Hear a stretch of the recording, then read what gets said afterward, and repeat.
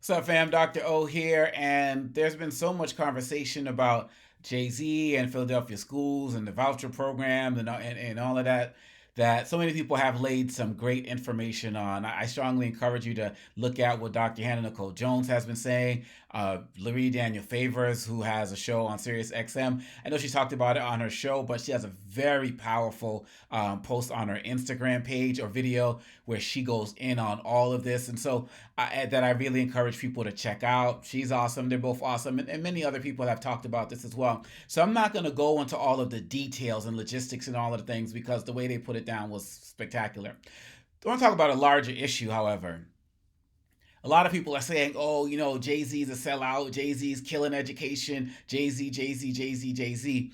And there's two things, well, there's several things I want to say to that. One of the problems is that we as a community, we really tend to get into a really bad habit of putting a face on something and using that one person to blame them for all of the ills. Now, wait, to be clear, I am not feeling this program at all. I do not think it's a good idea. I do believe and agree with the research on vouchers and how they can be problematic. And quite honestly, this move does not reflect Jay-Z's commitment to black people and black communities as it relates to his education programs. I mean, so many things I've been talking about in the class I teach on Jay-Z over the last few years in my doctoral dissertation, or a lot of his humanity and philanthropy as it relates to the black community. Whether we want to talk about the Carter Sean Carter Scholarship Fund that's primarily designed to send kids from single parent homes with 2.0 averages who come from marginalized communities to get them to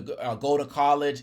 Kids who normally would not make it into my class at American University. That program has had so many positive and powerful results for so many students who have gone to college and traveled the world and gone to law school and the like. Or you could look at some of his other efforts to help save organizations like Black Lives Matter, as well. And when that organization was dealing with some things financially, he and Beyonce made contributions to that. We can talk about his efforts to bail out fathers, particularly around Father's Day so they can be home with their children. We could talk about his efforts to bail out many Black Lives Matter protesters who were arrested, particularly during the time after Michael Brown was killed and so was murdered. Let's get it right.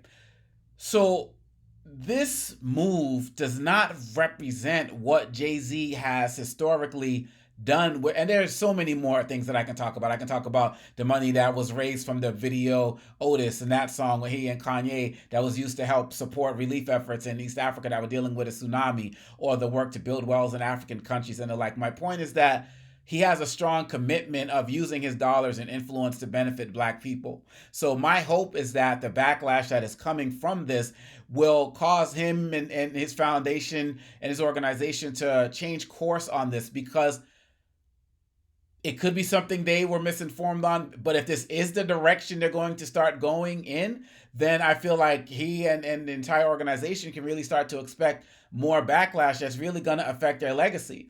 I definitely don't want to see that. And so I'm really hoping that they will change course as it relates to this. But we're seeing whether it's, because I see people like 50 Cent, for example, at least publicly, 50 Cent is someone who's primarily been devoted and invested in himself. When he goes down to Capitol Hill and he's doing, trying to fight for more access to black people in the winery business. I don't see him working with like Uncle Nearest and other black wineries and whiskey brands and other people. I don't see him bringing everybody through the door with him. It seems like it's something that is more self-serving as it relates to his own career and his own community. I see him opening up a production studio in places like Louisiana where people like, Republican House Leader or House Leader Mike Johnson and this, why would you open it up in that state? Are you down there demanding any type of rights for black people if you're going to put your dollars there?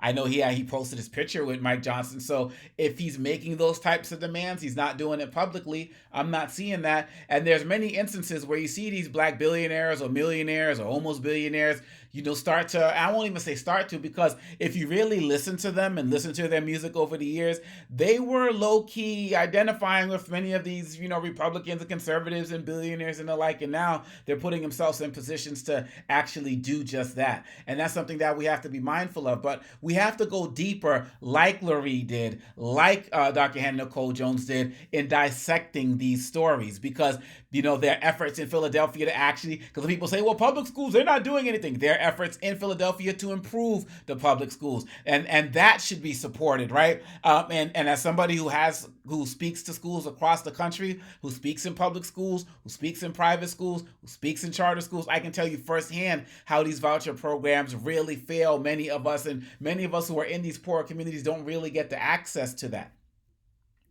So we have to make sure that we're being a little bit more sophisticated with our analysis and our nuance. When you look at like Jay-Z in the NFL, whenever there's an NFL issue with any relating to diversity, equity, and inclusion, oh, it's Jay-Z's fault. It's Jay-Z's fault. No, there are names that we can pull from NFL offices, from Goodell and on down. There are names and companies and organizations. I will be, as someone who wrote a 200-page dissertation on Jay-Z, this is not a man who is someone who can never be critiqued. I critique Jay-Z all of the time. I have no problem with that. My point is that when we point the finger at one individual, we're sort of like these guys on Fox who, whenever one of them want to say like the N-word or something, they'll point to rappers and look at these rappers say they do it all the time.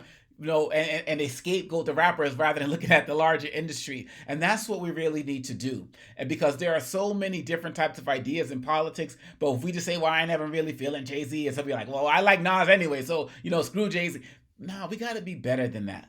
We got to be more sophisticated. And when we put out our critiques, we got to do it in support and in a spirit of love, particularly when we're talking about somebody who historically has worked to make communities better as it relates to his money and finances. Now, of course, people can go back and forth about that. They can talk about the Brooklyn Stadium and things as it relates to that. They can talk about issues in the music and the messages that have been put out.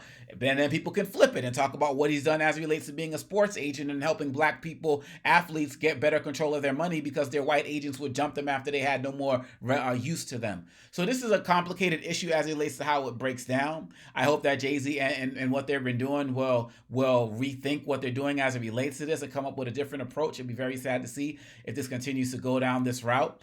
But really, at the end of the day, I ride with those who were putting out the information and the right information with respect and love to try to make a situation better and not just put it in a situation where we're just pointing fingers and condemning somebody because that's the person to condemn in the moment. We got to do better. And I look at Jay-Z as somebody who can be responsive to constructive criticism, and we need to be out there putting more of that out there. But let's also go beyond just pointing fingers at this rapper or that person and just do deeper dives. I remember when he put out the whole thing with the Hove exhibit at the libraries. People condemned him for that. It was selfish. It was this and that. But they didn't want to talk about how library access went up for many of our kids in the hood, right? So there's, Jay-Z is a complicated guy, and he's always been complicated. But I feel like at the end of the day, he's somebody who has worked more to use his wealth and influence to uplift the black community. And just like if anybody who does that, there's going to be some situations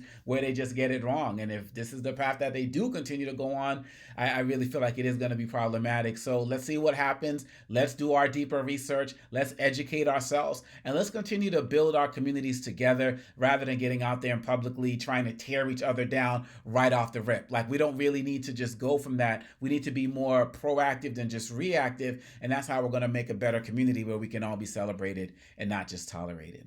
That's all I got for y'all. Feel free to subscribe. You can check out other videos and check out the book liesaboutblackpeople.com and find me anywhere online at Omékongo. Peace.